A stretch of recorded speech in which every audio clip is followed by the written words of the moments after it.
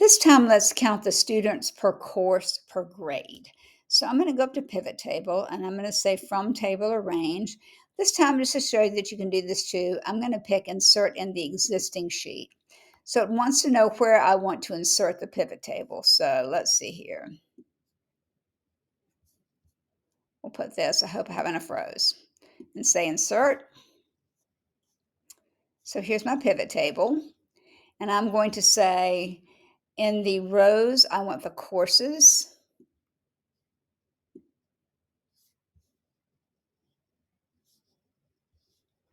In the columns, I want the grades. In the values, I want the student ID because that's going to help me count it. And then that's going to give me the number of students in each course per grade level. Now, you can see why I don't usually like to do it this way because it gets complicated with the other data. I'm going to close this and delete these columns just so you can see it a little clearer. And we'll close the pivot table.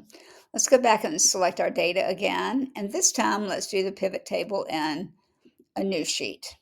It just seems to be a lot easier. So here's my new sheet. I'm going to do the same thing. I'm going to put courses in my rows.